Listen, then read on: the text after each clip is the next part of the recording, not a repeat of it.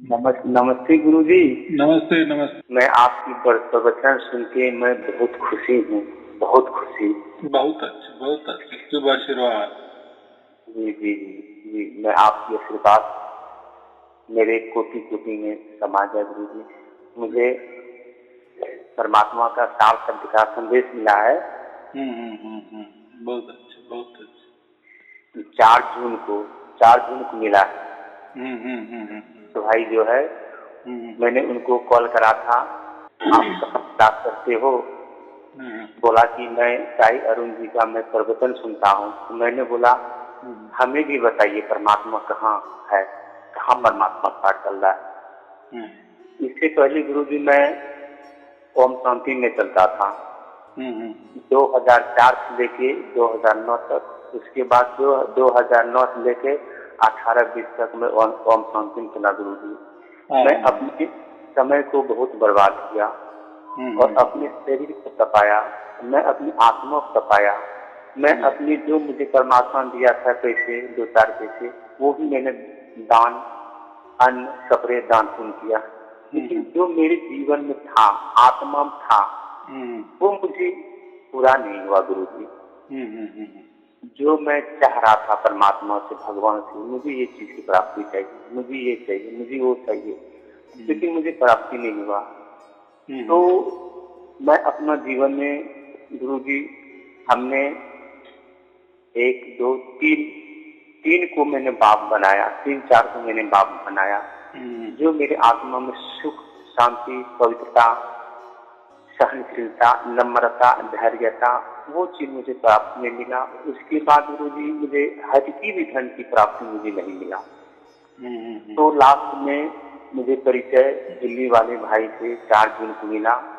वो मेरे रूम पे आए, मुझे बताया, समझाया कि राजेश भाई ऐसे ऐसे ऐसे ऐसे बात है, परमात्मा जो है तुम्हारे साथ है। और ये भी उसने बताया परमात्मा मेरे साथ भी है, परमात्मा का दूसरा नंबर मेरा ही है। तो मैंने बोला ऐसा कैसे हो सकता है, परमात्मा का दूसरा नंबर आपका कैसे हो सकता है? जब आपका परमात्मा का दूसरा नंबर हो सकता है, हम लोग भी परमात्मा होंगे। आत्मा से परमात्मा होता ही नहीं है, आत्मा अलग है और परम पिता परमात्मा अलग आत्मा है। मैं इस तरह बोला तो उसने मतलब कि बुद्धि को कुछ घुमा फिरा करके बोला, तो फिर इनके बातों को अमल नहीं हुआ। तो फिर क्या हुआ सर जी, एक महाराष्ट्र की माता है, महाराष्ट्र की माता से मैंने बातचीत करा। मैंने बोला कि आपकी जो भाई माता है जिसने आपको संदेश दिया है परमात्मा लखाने का, उनका फोन नंबर आप दे सकते हैं? बोला नहीं, ऐसे फोन नंबर नहीं था सबको। हम लोग बोले ठीक है, तो फोन नंबर आता होगा, जरूर होता होगा, लिखे दो किसी भाई माता। तो उसने बहुत मुश्किल से दिया। तो मैंने महाराष्ट्र की माता जी से कॉल किए, बातचीत की, तो उनकी बातों से मैं बहुत संतुष्ट हो चुका हूँ। बहुत मुझे संतुष्ट मिला और बहुत मुझे खुशी भी मिला। और 4 मई को, 3 मई को मुझे संदेश मिला, 4 मई से मुझे चालू हो गया कानों आवाज धुन होना चालू हो गया। तो फिर मैंने सोचा ये क्या हो रहा है पता नहीं। अब फिर इससे पहले मेरा कान दबा दिया था, तो मैंने बोला कि कान दबाने से प्रॉब्लम के कारण से और जो पूरी आत्मा संचारक जो होती है उसकी अदालत आवाज होती है। तो फिर मैंने बोला नहीं, इस आवाज को हम नहीं समझेंगे कि परमात्मा का आवाज है। परमात्मा की आवाज तो मतलब कि वो तो अपरंपार है, एकदम आवाज है, वो तो आकाशवाणी कान डाल दे, इसलिए तो हमारी आत्मा होगी, सभी की आवाज होगी, किसी की आवाज, इस आवाज को नहीं मानेंगे। फिर मेरे माता जी से बातचीत किए, मेरे मोबाइल पर जो कि उस बीच में गुरु जी आपसे बातचीत नहीं, माता जी मेरे बारे में मैसेज दिए होगा।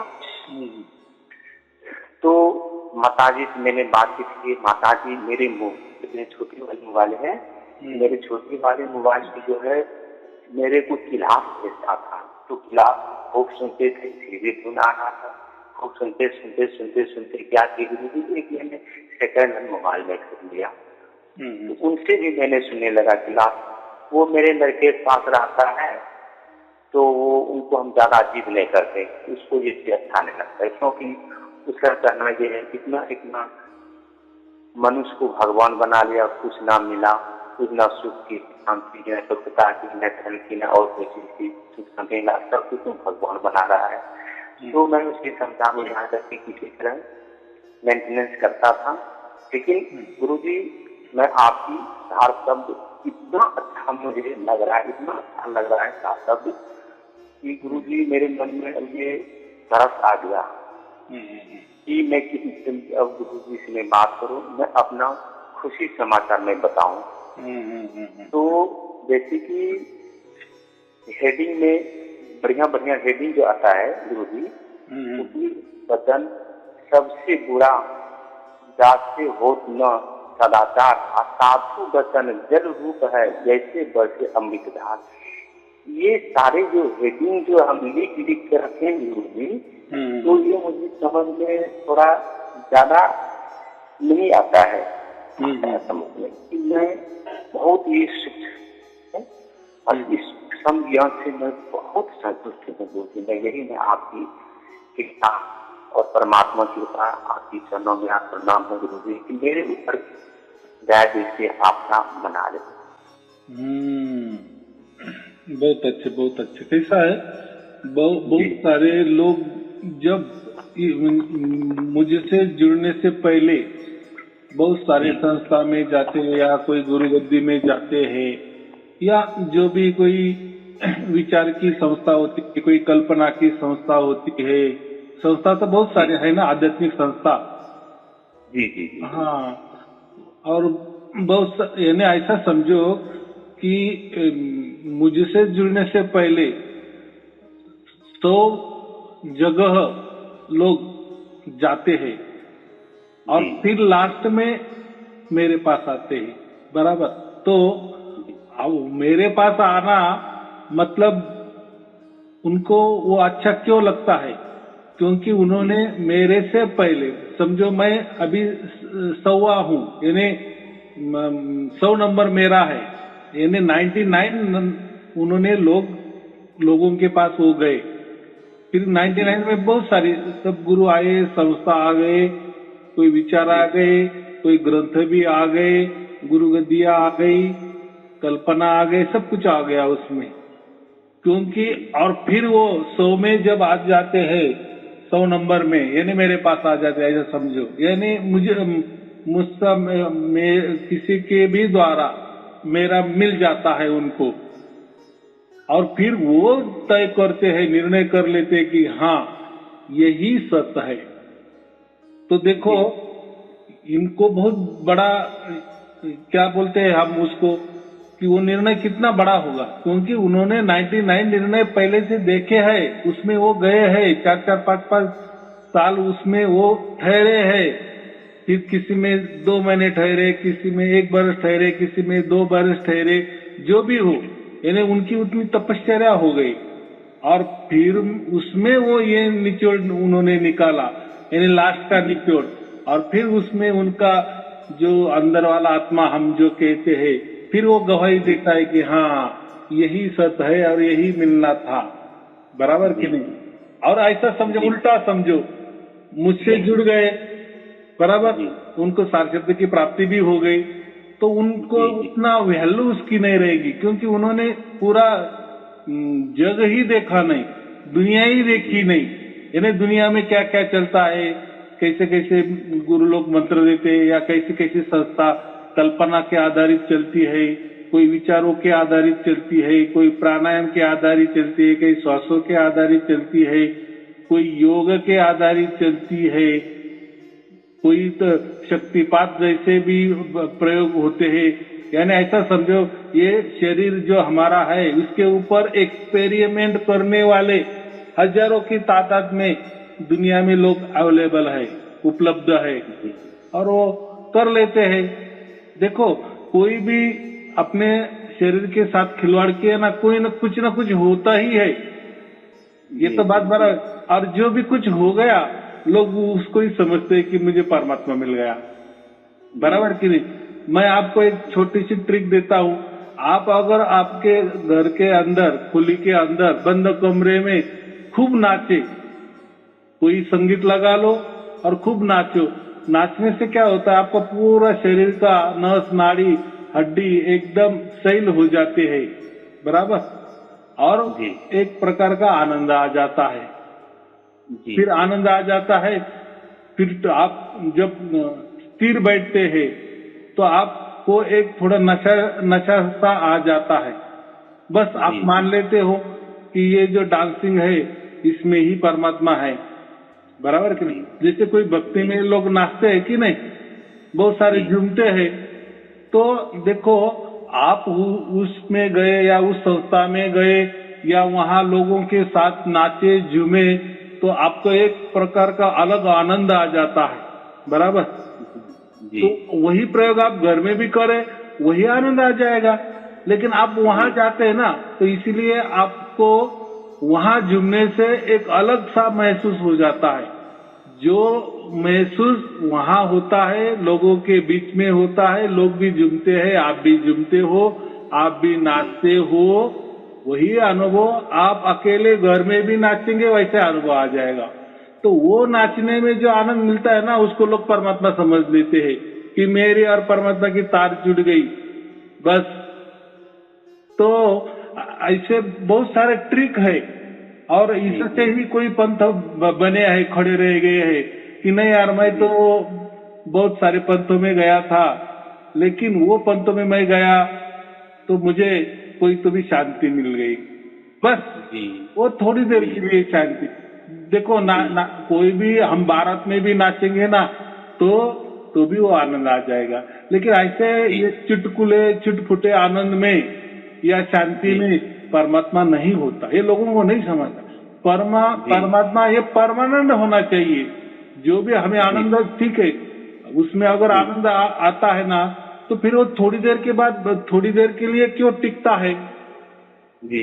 हम कोई हॉल में झूम रहे हैं, कोई भक्ति का गाना लगा लिए है, कोई संगीत लगा दिया है और सब कुछ झूम रहे हैं, बराबर। जो तो अपने अपने ताल से झूम रहा है, कोई कैसा जैसा जिसको नाचना आता है वैसे नाच रहा है, दौड़ रहा है, कोई बैठ के दौड़ रहा है, कोई खड़ा रह के दौड़ रहा है, लेकिन नाच रहे, झूम रहे, उसमें आनंद आता ही है। लेकिन वो कोई परमात्मा नहीं होता, या ऐसा कोई उसके साथ परमात्मा की तार नहीं जुड़ी हुई होती, बराबर कि नहीं।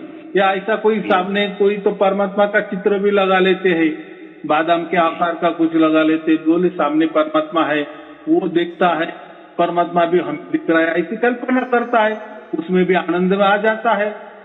फिर वही आनंद को वो बोलता है, वो वही शांति को बोलता है कि मुझे परमात्मा मिल गया।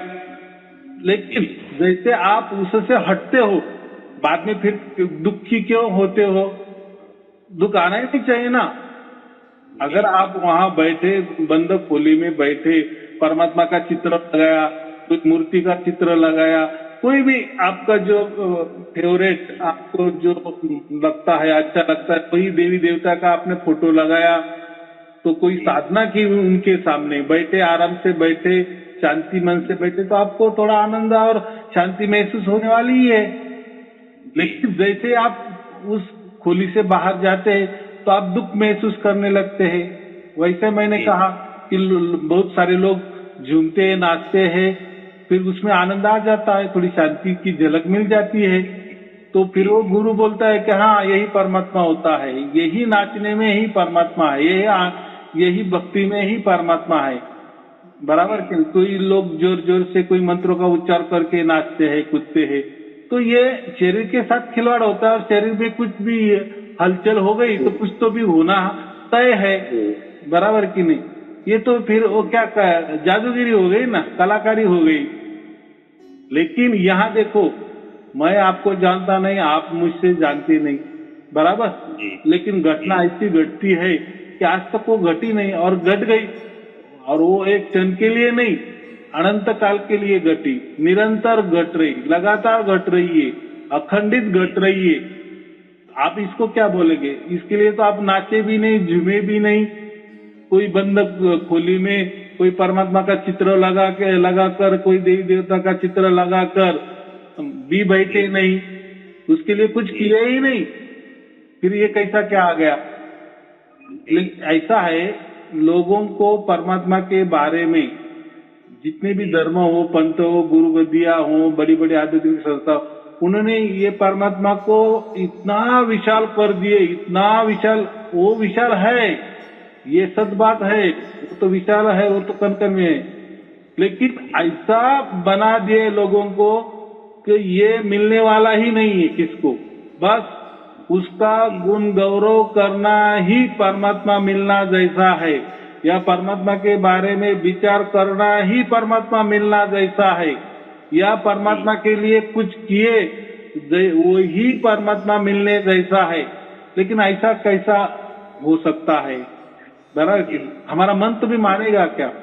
चलो लोग मान रहे इसलिए हम लोगों के साथ मान लेते हैं, लेकिन हम जब बिस्तर पे अकेले सोते हैं तो फिर हमें विचार आ जाता है ना, यार वो जो मैंने किए या वो जो बताया गया या जो लोग वो कर रहे हैं, उसमें तो वहां तो आनंद आ गया। देखो, जब सब लोग होते हैं ना, और सब लोगों के बीच में जो भी होता है तो उसमें एक आनंद सा होता ही है, बराबर कि नहीं? जैसे हमारे घर की भी शादी होती है तो सब मेहमान आ जाते हैं, रिलेटिव आ जाते हैं, तो उसमें भी आनंद आता ही है ना, वो फंक्शन में हमारा घर का होता है, बराबर कि नहीं? लेकिन ये जो आनंद मिलता है या जो सुख मिलता है, वही ये लोग बताते कि यही परमात्मा है, यही लगन लग गई परमात्मा की, या परमात्मा से वही लगन है, तो ये इससे मान लेना ये गलत बात है, ये मैं कह रहा हूँ। अभी आपको ये समझ में आ गया क्यों? तो आप इसके पहले बहुत सारे इसमें गए, तब आपको इसका महत्व समझ में आ गया, बराबर? अगर यही उल्टी बात होती, अगर पहले मुझसे जुड़ते और ऐसा आपको सार शब्द की प्राप्ति होती, तो ये इसमें आपको थोड़ा सा संशय आ जाता, आपको ऐसा लगता नहीं है, आपको हो सकता है उस संस्था में कुछ तो भी मिलता होगा, उस धर्म में कुछ तो भी मिलता होगा, उस पंथ में कुछ तो मिलता होगा, या कोई गुरु के द्वारा कुछ तो मिलता होगा, कोई मंत्र के द्वारा मिलता होगा, ये तो ऐसा एकदम सहज प्राप्त हो गया, क्योंकि हमने बचपन से लेकर आज तक यही सुनते आए हैं कि परमात्मा किसी को मिलता ही नहीं, और वो मिलता ही नहीं, बस उसका गुण गौरव ही करना, या उससे सिर्फ उसके प्रवचन ही सुनना, परमात्मा के बारे में जानकारी ही करना रखना, बस, या वो तत्व ज्ञान में ही घुल मिल जाना, यही परमात्मा होता है। बाकी परमात्मा कोई ऐसी मिलने की चीज नहीं होती। लेकिन ये जब मिल जाता है हमें, बराबर, धर्म ग्रंथ तो सब कहते हैं, सब गुरु गद्दियां यही कहते हैं, पंडालों में यही बताया जाता है कि परमात्मा तुम्हारे साथ है, तुम्हारे अंदर है, यही बताते हैं। अंदर का मतलब क्या?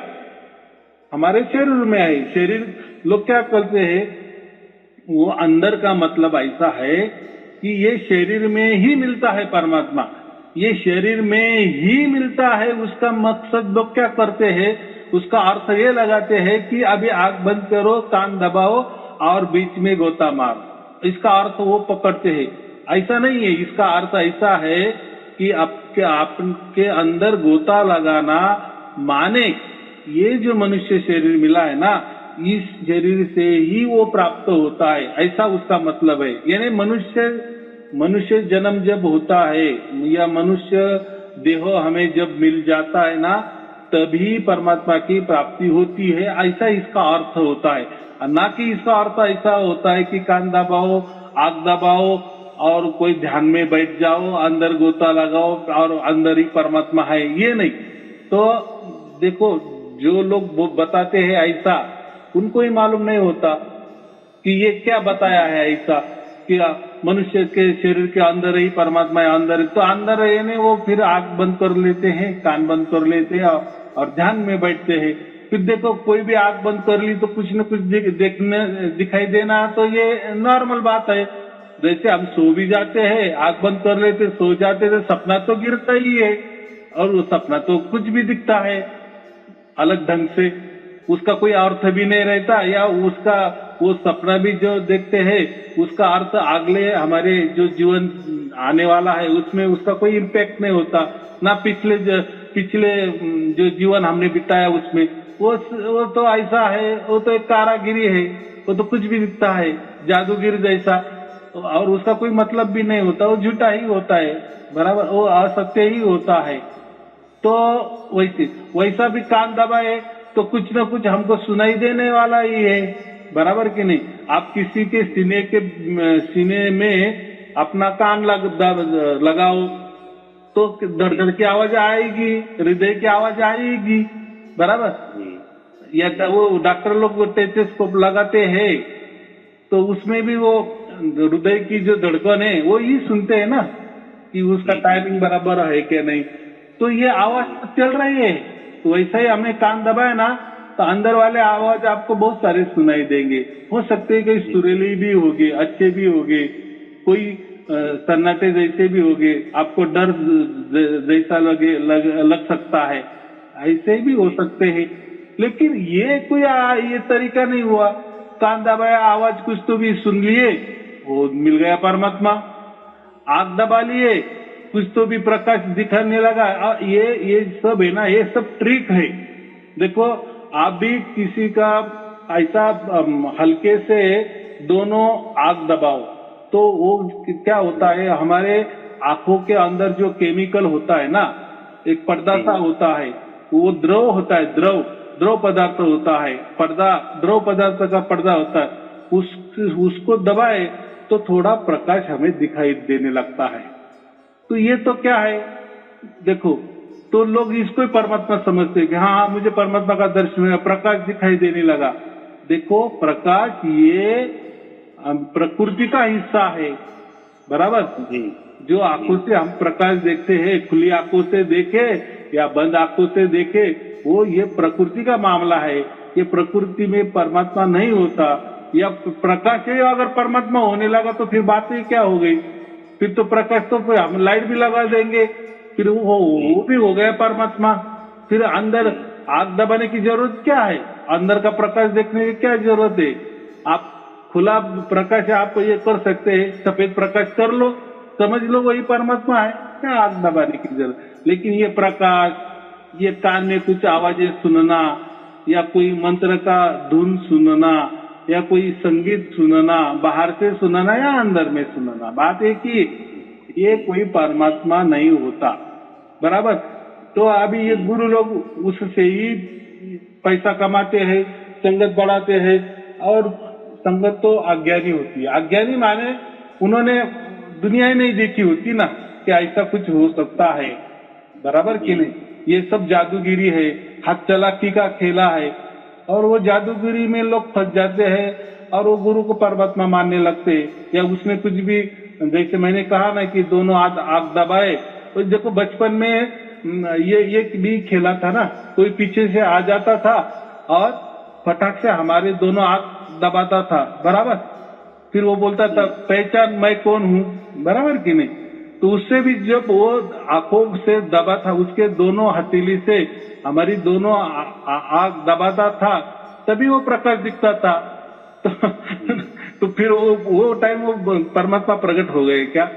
ऐसे नहीं, ये तो कोई भी बच्चा भी कर सकता है, आप घर में भी कर सकते हैं, किसी को भी। तो दोनों अपने जो बुबुल होते हैं आंखों के, वो दबाओ, आपको प्रकाश दिखने जाए। तो ये क्या है, ये जादूगरी है, ये ट्रिक है, या हमारे शरीर का एक केमिकल हो, क्या है वो, कोई उसमें कोई परमात्मा नहीं। वैसे कान दबाए कुछ भी सुनाई दिए, वो कोई नहीं। कोई संगीत से झूम लिए, वो उसमें आनंद आ गया, थोड़ी सी शांति महसूस हो गई, थक गए हम, जैसे नाचते नाचते बैठ गए, तो हमारा जो मस्तिष्क है उसमें थोड़ा सा नशा आ जाता है, चक्कर सा आ जाता है। उस चक्कर को ही लोग बोलते हैं मैंने परमात्मा को प्राप्त किए, परमात्मा को प्राप्त किए। देखो लोगों की कितनी बुद्धि होती है, और वो भी जानते लोगों की तो बुद्धि नहीं है, वो तो बेचारे अज्ञानी होते। लेकिन ये अज्ञानपन को बढ़ावा देने वाला सामने वाला गुरु होता है ना, बराबर कि नहीं। वही बताता है कि हाँ अब आप बहुत नाचे ना और बैठ गए ना, तो आप थोड़ा सा चक्कर से आना लगा ना, अरे वही परमात्मा है, उससे से आप परमात्मा से जुड़ा हो गया आपका, ऐसे बता देते हैं। और वो क्षण में थोड़ा आनंद आ ही जाता है, बराबर कि नहीं। हाँ, तो ये बातें ये सब चल रहा है, इसमें कोई जान नहीं है, परमात्मा ऐसे तौर तरीके से नहीं मिलता। फिर तो कोई तो 10 खून भी कर देगा और आग दबा लेगा, प्रकाश दिखाई देने लगा, यानी परमात्मा का दर्शन हो गया, उसके तो सब पाप नष्ट हो गए एक क्षण में। कान दबा दिए, कान में कुछ आवाजें सुनने लगे, बस परमात्मा मिल गए, सब पाप हमारे नष्ट हो गए। बराबर कि ऐसा नहीं होता, नहीं होता। बराबर। ये अभी आपको जो 4 शब्द की प्राप्ति हो गई, ये आपे आप हो गई। बराबर। इसके लिए ना मैं आया, ना आपके किसी गुरु के पास गए, ना उसके लिए कोई आपने तप किए, कुछ नहीं किया। अभी आप फिर आप बोलेंगे कि मैंने तो कुछ किया ही नहीं, तो भी कैसा प्राप्त हो गया?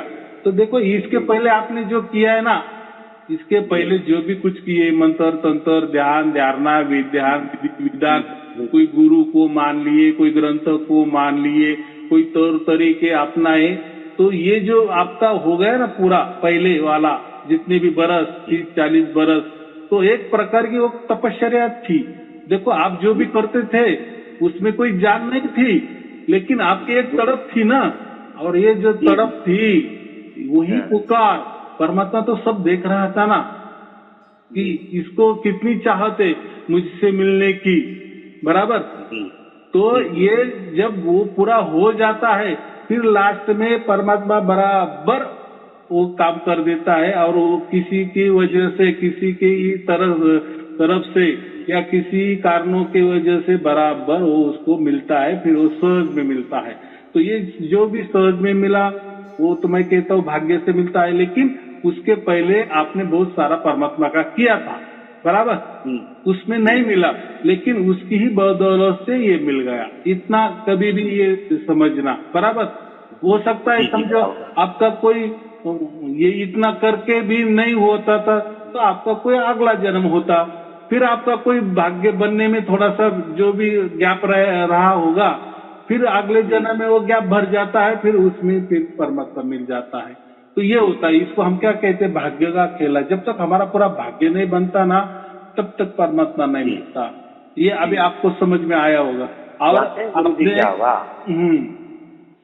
तो फिर हमने जैसे कि वो प्रजापिता आध्यात्मिक विद्यालय है, उनमें हम जुड़े, आध्यात्मिक ईश्वरीय विश्वविद्यालय है, हमने उनमें जुड़े, त्रिमूर्ति आध्यात्मिक ईश्वरीय विश्वविद्यालय है, उनमें हम जुड़े।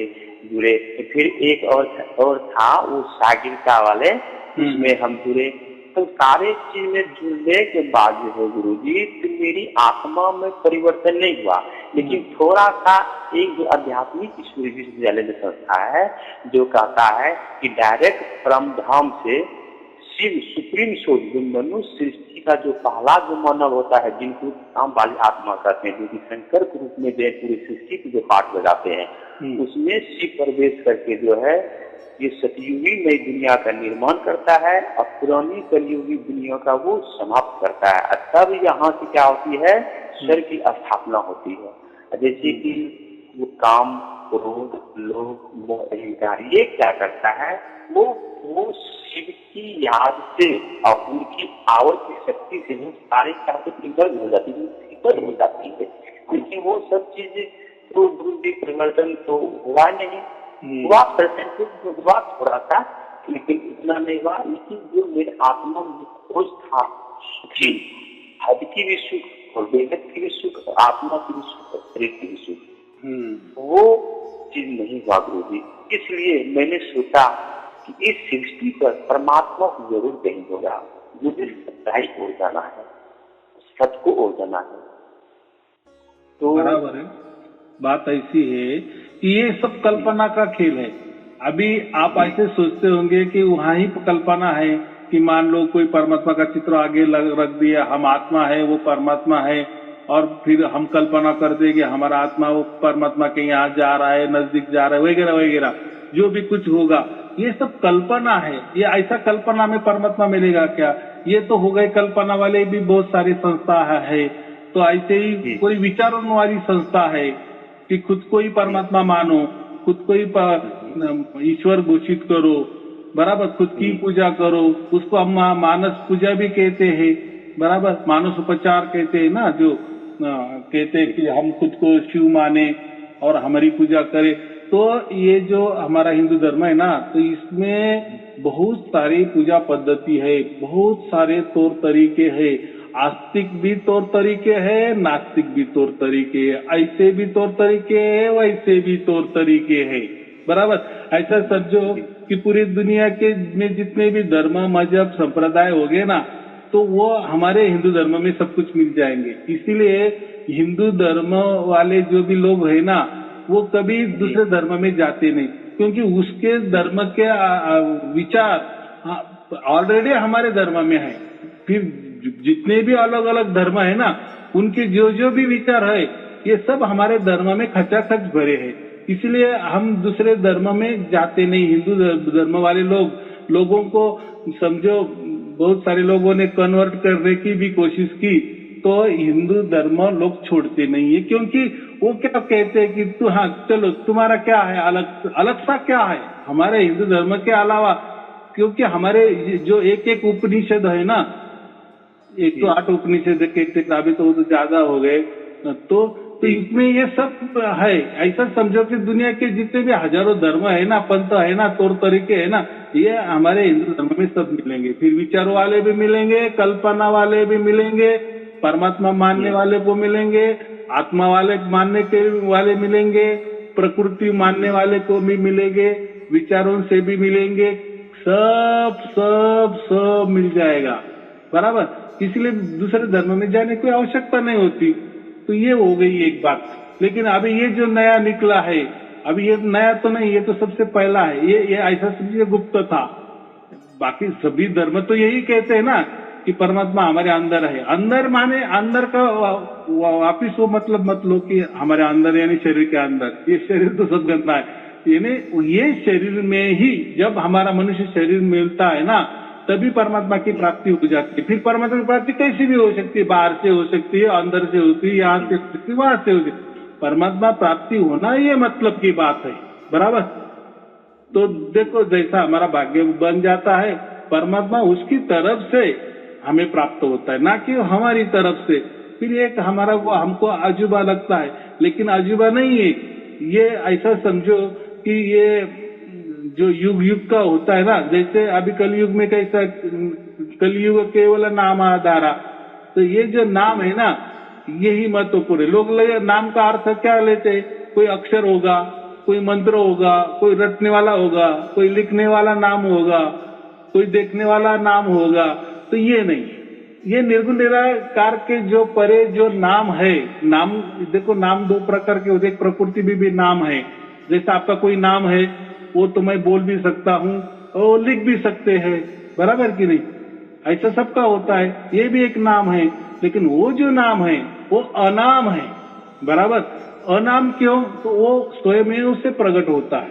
ये जो सार शब्द है ना, ये स्वयं वो प्रकट है, आजन्मा है, बराबर। आदि है, अनादि है, अनंत काल से चल रहा है और असीम है।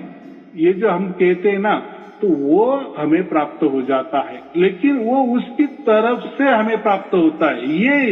ये हुआ असली नाम। ये तो यहाँ प्रकृति में बना बनाए नाम, ये क्या फायदे? या इस ग्रंथ में नाम है, देखो हर ग्रंथ में बहुत सारे नाम है, उसको मंत्र भी कह सकते हैं। बहुत सारे लाखों हजारों के तादाद में मंत्र है, अलग अलग देवी देवता के है, गुरु के है, परमात्मा के भी है आत्मा के भी है, सभी बहुत सारे नाम है। तो वो नामों में कोई परमात्मा नहीं होता, क्योंकि ये बना बनाए नाम है, बराबर। ये यहीं से बने हैं, नाशवान प्रकृति में बने हैं, और उनका स्वभाव भी नाशवान है, और यही वो नाश भी हो जाते। लेकिन ये जो नाम है ना, ये जो हम उसको राम नाम भी कहते, ये स्वयंभू है। वो उसके तरफ से ही हमारे अंदर प्रकट हो जाता है, बराबर।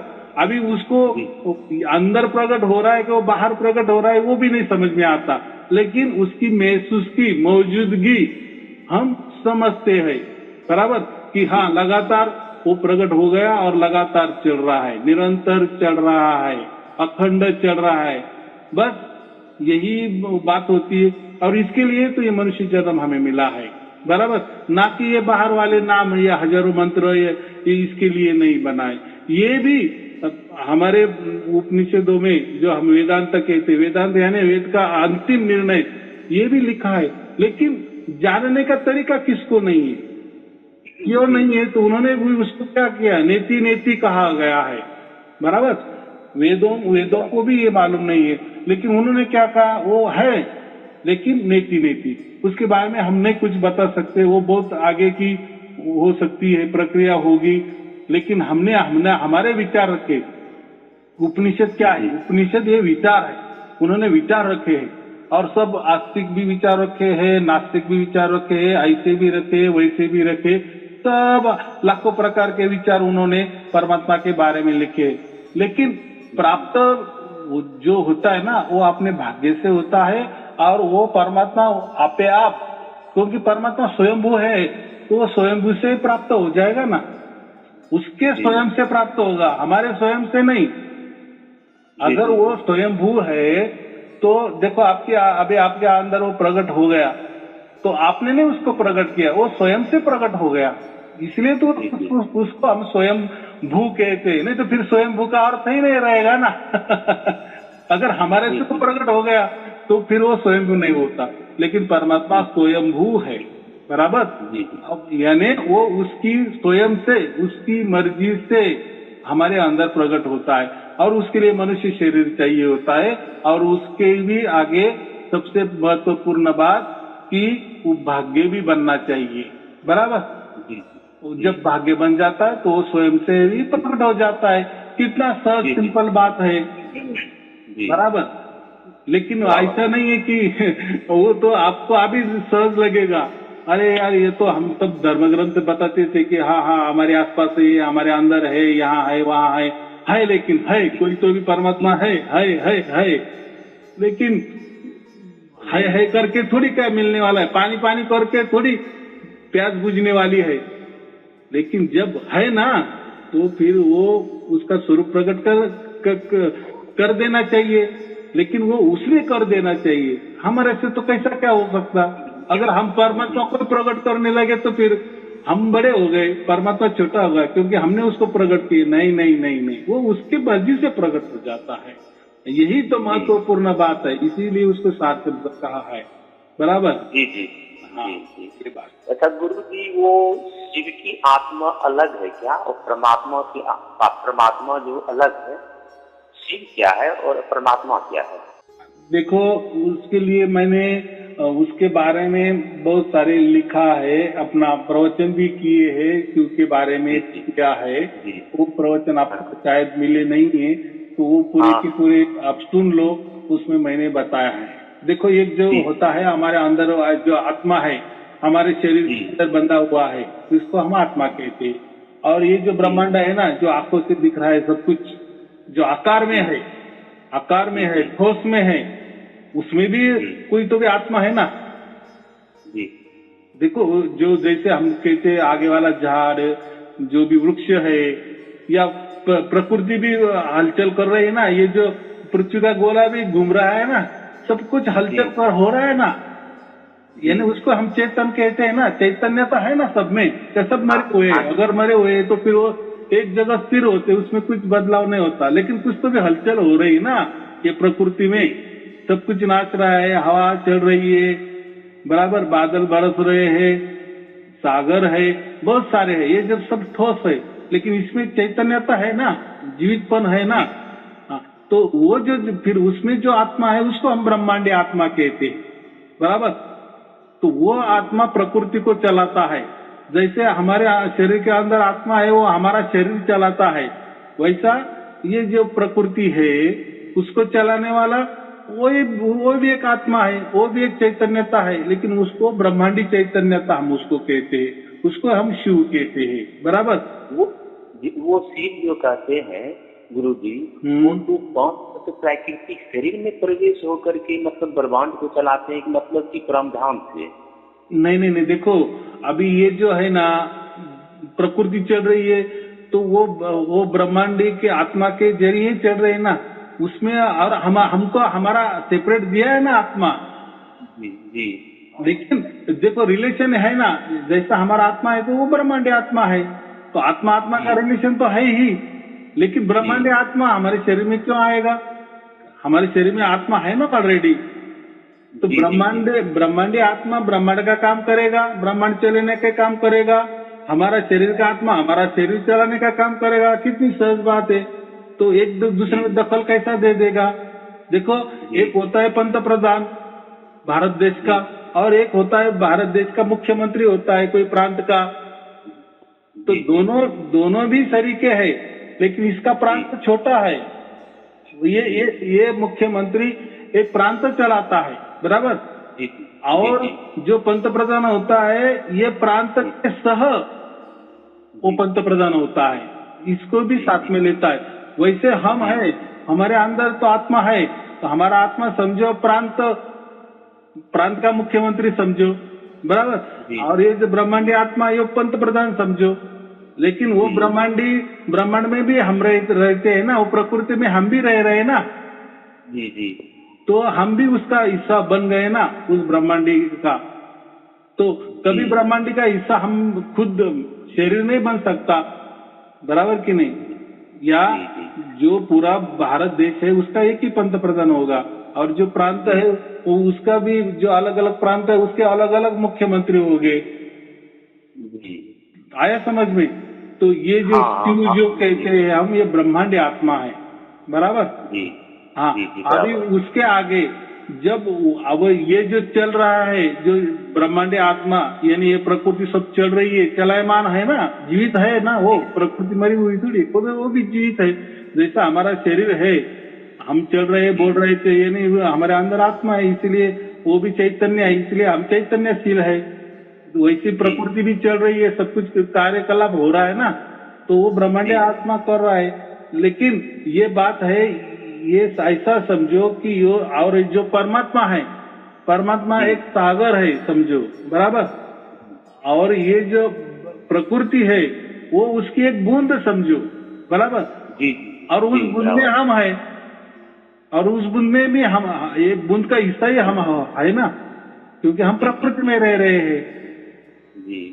हाँ, तो ये ऐसा समझो कि ये प्रकृति परमात्मा का एक हिस्सा है, बराबर, लेकिन उसमें परमात्मा का कोई हस्तक्षेप नहीं। उसके लिए ब्रह्मांड आत्मा दे दिए है ना, काम कर रहा है ना उसकी जगह। जैसा हम है, मेरे शरीर में आत्मा है, तो मैं मेरे तरीके से काम कर रहा हूँ ना। हाँ, बराबर क्यों नहीं? वैसा ही सबके जगह काम कर रहे हैं, लेकिन सबकी निर्मिति किसके पास से? परमात्मा से हो गई ना। यानी हमको, ये ब्रह्मांडी आत्मा को या हमको, ये सब कुछ परमात्मा ने व्याप्त कर लिए है, इसलिए उसको हम अनंत कहते, बराबर। प्रकृति का तो मौज माप हो सकता है, प्रकृति मौज माप जा सकती है, क्योंकि प्रकृति में ये चल सकता है, उसकी लंबाई रुंदी चल सकती है, सूरज कितना लंबा है कितना छोटा है, ये सब कुछ चल सकता है, नापतोल हो सकता है प्रकृति का।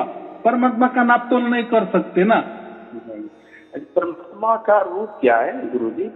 परमात्मा का अव्यक्त रूप है, सिर्फ ये जो सार अव्यक्त, अज्ञात, अव्यक्त माने वो व्यक्त नहीं होता। जैसा अभी हम शरीर में से हम बोल रहे, हम व्यक्त हो गए, बराबर। परमात्मा का रूप जो है अव्यक्त, अज्ञात, उसको अज्ञात बोलते हैं, क्योंकि हम प्रकृति में है ना, तो प्रकृति वो उसका रूप नहीं जान सकते, उसके स्पंदन जान सकते परमात्मा के। ये सार शब्द क्या है? उसकी स्पंदन है ना। ये जो सार शब्द जो हम सुन रहे हैं वो परमात्मा की स्पंदन है, वो कोई आत्मा वाली स्पंदन नहीं है। हमारे अंदर आत्मा भी है, और आत्मा, ब्रह्मांडी आत्मा और परमात्मा, ये तीनों का ये एक संबंध है, एक ही रिलेशन में है, एक ही डीएनए के, ये डीएनए जो बोलते हैं ना, एक ही रिलेशन वाले हैं हम, बराबर। जैसे गुरु जी, वो मतलब आध्यात्मिक विद्यालय में ये बताया गया था कि आत्मा जो है वो ज्योति बिंदु है, स्टार है, लाइट की समान है। तो जैसे कि आत्मा ज्योति बिंदु है, स्टार की समान है, तो आत्मा को तो देख नहीं सकते हैं, तो आदत वही हम लोगों को पड़ी हुई है। तो फिर मतलब कि ये चीज हम लोग कैसे अनुभव करें? आत्मा, ब्रह्मांडी आत्मा, परमात्मा, आत्मा, ब्रह्मांडी आत्मा और परमात्मा, ये कोई देखने की चीजें नहीं होती, बराबर। आपके अंदर आत्मा है, आप कैसा क्या, लेकिन है आत्मा इसलिए बोल रहे चल रहे ना। और ये जो आकार है तो शरीर का आकार है ना, लेकिन उसमें जो एनर्जी है उसको हम आत्मा कहते हैं। एनर्जी है इसलिए हम जिंदा है ना। वैसा ही ब्रह्मांडी आत्मा है, वो भी एक एनर्जी, वो बड़ी एनर्जी है, बराबर कि नहीं। और उसमें वो एनर्जी इतनी है कि वो 35 लाख ब्रह्मांड चला रही है, वो ब्रह्मांडी आत्मा। तो वो भी कोई दिखने वाली वस्तु नहीं है। रह गए परमात्मा, परमात्मा भी दिखने वाली वस्तु नहीं होती। देखने वाली जो वस्तु है, ये प्रकृति दिख रही है हमें, बराबर। लेकिन जो भी देखने वाली वस्तु होती है वो नाशवान वस्तु होती है, बराबर। जो भी हम कानों से जो भी सुन रहे हैं वो भी नाशवान है। जो भी आंखों से देखा जाता है, कानों से सुना जाता है, वो सब नाशवान है, यानी प्राकृतिक है, बराबर। हाँ, लेकिन हम इसकी महसूस कर सकते हैं। जैसे हमारे शरीर में आत्मा है, हम बोल सकते हैं तो हम समझते हैं अरे ये जिंदा है, इसके अंदर आत्मा है। बराबर कि नहीं। ये प्रकृति सब कुछ चल रही है, एक ताल एक रस में चल रही है कि नहीं, बराबर। कोई किसी में टकराव है क्या? नहीं टकराव नहीं ना। कोई सूरज पृथ्वी को नहीं निगल रहा है या पृथ्वी सूरज को नहीं टकरा रही है, ऐसे सभी ग्रह बराबर चल रहे हैं ना, एक नियम के अनुसार। हाँ, तो वो जो नियम जो है हम कहते हैं वही ब्रह्मांड आत्मा, यानी कोई को भी चलाता है। तो इसका जो मेन बॉस है ये ब्रह्मांड आत्मा है, इसीलिए वो ब्रह्मांड कहते हैं। ब्रह्मांड माने प्रकृति जो दिखने वाली है, बराबर। तो इसमें फिर सोच भी आ सकती है। ये जो हमारे शरीर और ये पूरे ब्रह्मांड का जो एक निचोड़ है, ये हमारा एक शरीर है, बराबर। ये जो ब्रह्मांड का एक ठोस है ना, वही ये हमारा ठोस शरीर है। इसकी प्रतिकृति है, यानी हम पूरे शरीर को जान लिए, माने ये ब्रह्मांड को जान लिए, ब्रह्मांडी आत्मा को नहीं। लेकिन जब हम हमारा आत्मा जानते हैं तो हम ब्रह्मांडी आत्मा को भी जान सकते हैं। जब ब्रह्मांडी आत्मा को जान सकते तो परमात्मा को जान सकते। लेकिन यहाँ फिर लॉक लगता है, हम ज्यादा से ज्यादा हमारे आत्मा को जान सकते हैं, हमारा आत्मा ब्रह्मांडी आत्मा को जान सकता है, इसके आगे हम नहीं जा सकते। अब इसके आगे क्या है, फिर परमात्मा है।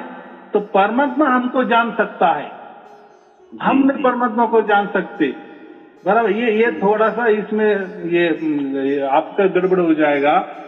हम हमारी आत्मा से ब्रह्मांडी आत्मा को समझ सकते हैं, क्योंकि प्रकृति दिख रही ना आपको, सब कुछ चलायमान है, ये तो कोई नई चीज नहीं ना। लेकिन ये जो न दिखने वाला, जैसा ब्रह्मांडी आत्मा भी नहीं दिखता, जैसा हमारे शरीर के अंदर आत्मा वो भी नहीं दिखता, पैसा परमात्मा भी दिखने की तो कोई बात ही नहीं है, वो भी नहीं दिखने वाली है। लेकिन हमारी आत्मा से हम ब्रह्मांडी आत्मा को जान सकते हैं, लेकिन ब्रह्मांडी आत्मा परमात्मा को भी नहीं जान सकता। परमात्मा ही इनको जानता है, क्योंकि परमात्मा बाप है, बाप ही बच्चा पैदा कर सकता है। वैसा ये ब्रह्मांड जो पूरे है, ये परमात्मा का बच्चा है, बराबर कि नहीं। और हम ये ब्रह्मांड में रह रहे, हम भी बच्चे हैं परमात्मा के, यानी परमात्मा के दो बच्चे हैं, एक ब्रह्मांडी आत्मा भी बच्चा है और हम भी जो है हम भी बच्चे हैं। आया समझ में। वो बाप है, बाप हमको जान सकता है, हम बाप को नहीं जान सकते। तो परम जो हमारा सार शब्द जो मिला है वो उसकी तरफ से प्रकट हुआ है ना कि हमारी तरफ से। कितनी सच बात है। और फिर ये जो दुनिया है, दुनिया में जितने भी धर्म पंथ गुरु गद्दियां जो भी विचार धाराएं चल रही है, ये इनकी तरफ से प्रयास करते हैं परमात्मा जानने की। इनको परमात्मा प्राप्त हो सकता है, ब्रह्मांडी आत्मा प्राप्त हो सकता है, और ये ब्रह्मांडी आत्मा इनको प्राप्त हो जाता है, फिर वही इसको बोलते कि ये परमात्मा प्राप्त हो गया। लेकिन बात वो नहीं होती। हम ब्रह्मांडी आत्मा भी परमात्मा को जान नहीं सकता और हम आत्मा भी परमात्मा को जान नहीं सकते। हाँ, मगर जब परमात्मा की इच्छा होगी ना, तो वो हमको आत्मा को भी जान सकता है और ब्रह्मांडी आत्मा को भी जान सकता है। यानी हम दोनों को पर भी वो उसका नजर निगरानी, क्योंकि हम उसके अंडर है ना, तो वो हमें उसकी नजर निगरानी में ये होता है, करता है। या उसके नजर निगरानी में हम है, बराबर। जी हाँ, बराबर। हमारे नजर निगरानी में परमात्मा नहीं आ सकता, यही चूक भूल होती है लोगों की, बराबर। यही तो भैया है। और हमें क्या करना है इतना बड़ा परमात्मा जानकर? अरे वो सर्वशक्तिमान है ना, वो तो अनंत है ना, वो तो सर्वव्यापी है ना जी। वो तो हम उसके अंडर हम है, हम तो बूंद है। ये जो ब्रह्मांड है पूरा, और ब्रह्मांड में हम रह रहे, बात एक ही है। हम और हम, ये पूरे ब्रह्मांड हम एक ही है, ब्रह्मांड के अंदर है हम रह रहे। तो ये ब्रह्मांड एक बूंद है सागर का, बराबर। और ये सागर तो फिर कितना बड़ा है, एक बूंद जान सकता है सागर को? नहीं जाना जा सकता ना। और जानने की क्या आवश्यकता है? लेकिन हमने जीते जी परमात्मा ने हमको तो पकड़ लिए ना। ये सार शब्द क्या है? ये परमात्मा का जो ध्वनि है, ये हम उसकी महसूस कर रहे हैं ना। ये महसूस करना ये कोई आयरा गहरा की बात नहीं है। ये तो गोरकलयुग है। गोरकलयुग में अभी आपके भाग्य से मिल गया तो हो सकता है आपको थोड़ा सा ऐसा लगा कि यार मैं तो ऐसा हूँ, मैं तो वैसा हूँ, मैं तो पापी हूँ, मैंने तो कोई अच्छे काम भी नहीं किए, कैसा क्या। लेकिन आपके ऐसे लाखों जन्म हो गए हैं, तो आपका थोड़ा थोड़ा भाग्य बन बन के ये स्टेप पे आ जाती है। तो अभी आपको मिला, दूसरों को मिला है क्या? नहीं मिला ना। ये दूसरा समझ सकता है क्या इसको? नहीं समझ सकता ना, क्योंकि मुझे आपकी बात चाहिए गुरु जी। आपकी कृपा दृष्टि रहे, आपकी आशीर्वाद मुझे चाहिए, और परमात्मा की कृपा दृष्टि मेरे ऊपर एकदम अच्छी रहे। हाँ, तो परमात्मा, तो इसको हम क्या कहते? परमात्मा की लीला, बस। इसको क्या नाम देंगे? आपके अंदर जो प्रकट हो गया सार शब्द, तो वो परमात्मा की लीला है, बस। उसको एक ही शब्द है, लीला। बाकी दूसरा कोई नहीं है, क्योंकि उसके लिए आपने कुछ किए नहीं है और करने की जरूरत नहीं है, और कर भी नहीं सकते। एक बूंद क्या सागर को टक्कर देगा? क्या शक्ति पैदा करेगा पूरा सागर ये करने की? नहीं कर सकता। वो मूर्खतापूर्ण बात हो गई ना। लेकिन उसको तो समझता है ना, उसके तो बच्चे हम है ना। बच्चे को क्या चाहिए? वो तो परमात्मा को समझना, तो वो उसकी ओर से हमारे अंदर उतरता है, प्रकट होता है, बस हो गया, हमारे जीवन का कल्याण हो गया। बाकी क्या करना है जानकर। बराबर। हाँ, तो चलो ठीक है, शुभ आशीर्वाद। हाँ बोलो बोलो जी। मैं वो जैसे कि एक वो पर्वत में आया था। हाँ।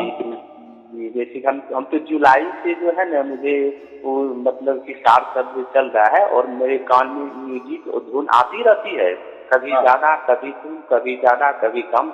इसलिए मैं ये भी पहचान करता है कि परमात्मा की कौन सी म्यूजिक चल रहा है और प्रकृति की कौन सी म्यूजिक चल रही है, ये मुझे समझ में थोड़ा भी कम आ रहा है। तो अभी एक ही काम करो, बराबर है, थोड़ा समझ में नहीं आता है, और ये कोई कानों का विषय नहीं है। जब भी ध्वनि सुनाई देगी तो आप एक काम करो, कान भी बंद करो, तो आपको ध्वनि सुनाई देगी। इसका मतलब है सार शब्द वाली ध्वनि है, बराबर। और जो बाकी ध्वनियां होती है वो कानों वाली होती है, उसके लिए कान की जरूरत होती है। तो ये जो सार शब्द वाली आपको प्रकट हो गई ना, तो वो कानों का बिल्कुल विषय नहीं है, वो सुरती सुनती है। अभी तो आप बोलेंगे सुरती माने आत्मा, तो अभी आत्मा सुनता है, उसका मतलब वो उसको कान होते हैं क्या? वो उसको कान भी नहीं होते हैं। देखो कान का ये कैसा है, प्रकृति है ना। प्रकृति में हम ऐसे ही समझते कि जो भी सुनने वाली चीज होती है ना, उसके लिए कान की जरूरत होती है। तो अभी ये सुरती कैसी सुन रही है? सुरती सुन रही है, उसको एहसास कर रही है, बराबर। जैसा टेथोस्कोप होता है ना, जैसे डॉक्टर हमारे छाती पर लगा देता है, बराबर, और उसके कान में उसके ये जाता है, तो वो धड़कन उसको सुनाई देने लगती है जी, बराबर कि नहीं? उसका एहसास करता है वो, हाँ चलो धड़कन चल रही है, ऐसा ऐसा उसका जो भी मुजमाप है वो चल रहा है। ऐसा ये हमको एहसास हो रहा है, हमको वो चैतन्यता का, वो जो चैतन्य है ना, जो परमात्मा चैतन्यशील है ना। देखो परमात्मा कोई मरा हुआ नहीं है, तो कोई तो कहते हैं कि वो परमात्मा तो ऐसी कोई चीज नहीं होती, या वो तो सुनी नहीं जा सकती, वो देखी नहीं जा सकती। हाँ ये बराबर है, बात है, वो सुनी नहीं जा सकती, देखी नहीं जा सकती, लेकिन वो महसूस तो कर सकते हैं कि नहीं? जी जी। तो बाकी लोग बोलेंगे हाँ, फिर हम नाचे कूदे, फिर हम महसूस करते हैं आनंद को, और वो शांति को, फिर वो भी क्या, वो भी परमात्मा है, वो नहीं, वो टेम्पररी है। आपका आनंद, वो आपकी शांति, वो तो थोड़ी क्षण के लिए होती है, 5-10 मिनट के लिए, 1 घंटे की होती है, बाद में चली जाती है। लेकिन ये है परमात्मा वाली जो शांति मिल रही है, या परमात्मा का जो हमें प्रेम बरस रहा है, बराबर, वो जो अमृत धारा बरस रही है, ये कंटिन्यू चालू है, 24 घंटे तक चालू है। और वो कोई ध्वनि नहीं है कि हम सुन रहे हैं, वो एहसास कर रहे हैं हम उसका, बराबर। ये बात सब समझ में आता है। थोड़ा कैसा है, देखो, परमात्मा के लिए परमात्मा की भाषा कोई नहीं है, तो ये हम प्राकृतिक भाषा में ही समझाने की कोशिश करते हैं, फिर इधर थोड़ी गड़बड़ हो जाती है। तो देखो, वो देखो परमात्मा का तो सब समझता है। अभी वो आपको प्राप्त हो गया ना, फिर उसकी भाषा भी आपको समझ में आ जाएगी। उसकी भाषा कोई और होगी, ये दुनिया वाली भाषा उसकी नहीं है, उसकी और भाषा होती है, तो वो और भाषा भी आपको सब समझ में आ जाएगी, बराबर। हाँ, तो वो परमात्मा के ऊपर छोड़ दो, वो बराबर आपको सब कुछ आपके मन के मुताबिक वो करके देगा। आपका जो सवाल है उसका जवाब आपको बराबर खुद ब खुद मिल जाएगा। चलो ठीक है, फिर शुभ आशीर्वाद। हाँ, बोलो। मैं ये कह रहा था कि एक वो मतलब कि प्रवचन में आया था कि मन अलग चीज है और आत्मा सत्य है, आत्मा सत्य और मन अलग चीज है, और बुद्धि जो है वो अलग चीज है। जैसे कि मन, बुद्धि, संस्कार, ये तीनों मिलाकर के आत्मा कहा जाता है गुरु जी की। मतलब ये आत्मा, मन, बुद्धि, संस्कार ये अलग है क्या? देखो, बराबर है। ये ऐसे जो सवाल है ना, ये जिसने जिसने उनके दिमाग से निकाले है ना, तो उनका खोज है। उनको ऐसा लग रहा है कि मन, बुद्धि और ये मिला के आत्मा बन जाता है, वो उनकी खोज है, उनकी खोज, उनको मुबारक। लेकिन वो तो विचार रखा है उन्होंने वो विचार रखा है। प्रैक्टिकल में क्या हुआ? अभी हमको ये सार शब्द की प्राप्ति हो गई, अभी ये तो प्रैक्टिकल है ना आपके साथ। अभी आप उसको कुछ भी मान ले, लेकिन हमको इतना तो समझ रहा है कि हम काम कर रहे हैं। मतलब काम कौन करता है? मन नहीं कर सकता है ना। मन के सिवा दूसरा काम तो नहीं कर सकते हम। मन काम कर रहा है, और हमारी जो सुरती है, हमारे आत्मा है, वो ध्वनि सुन रही है। हो गए ना अलग अलग दोनों बात। काम करते वक्त हम सुन रहे हैं ना। अगर मन ही सुनता होगा वो ध्वनि, तो फिर काम कैसा होगा? इसलिए मैं कहता हूँ ना, आप ध्यान में बैठकर कुछ काम न करके अगर ध्वनि सुनते हो, तो ध्वनि आपकी सार शब्द वाली नहीं होगी, वो एक आपकी आत्मा की होगी, नहीं तो ब्रह्मांडी आत्मा की होगी, ना कि वो सार शब्द वाली होगी। सार शब्द के लिए उसका मेजरमेंट इतना ही है, उसकी व्याख्या इतना ही है कि एक तरफ हम काम कर रहे हैं और दूसरी तरफ हमारी आत्मा, हमारी सुरती वो ध्वनि सुन रही है। बस काम करते वक्त जो ध्वनि होती है वही सार शब्द वाली होती है, ना कि ध्यान करते वक्त। क्योंकि ध्यान में मन हमारा राजा होता है, सब कुछ मन ही करता है, मन ही कुछ कुछ दिखाता है, मन ही कुछ कुछ सुनाता है, तो वो परमात्मा नहीं होता। बस चलो ठीक है, शुभ आशीर्वाद। हाँ, एक बात और पूछना था कि जैसे मैंने नौकरी करता था गार्ड का, तो 12 वर्ष ड्यूटी करना पड़ता था, तो मुझे अच्छा नहीं लगता था उसके अंदर में, उसके अधीन में। और पेमेंट भी किया करता था। हम प्रदेश में रह रहे हैं, नोएडा में, हम 3 आदमी रह रहे हैं। मैं हूँ, मेरी बच्चे है, एक मेरी पत्नी है। तो मैं ये नौकरी 30 तारीख तक मैं नौकरी करके मैंने बोल दिया हूँ सिक्योरिटी वाले की लड़के, उस हम 30 तारीख तक हम ड्यूटी करेंगे, उसके बाद हम कहीं चले जाएंगे। तो मेरा मन ये है मैं कुछ बिजनेस करने का, कुछ आयुर्वेदिक दवाई जो है ना, किसी से मैं आइडिया लिया हूँ, किसी से जानकारी लिया हूँ, और टीवी चैनल में जानकारी लिया हूँ। तो मेरा बिजनेस करने का दिल कर रहा है गुरु जी, क्या करूँ? मुझे बिल्कुल क्लियर नहीं हो रहा है। देखो, वो आप परमात्मा के ऊपर छोड़ दो। जो भी करेंगे ना, परमात्मा को सरेंडर हो जाओ पूरी तरह से।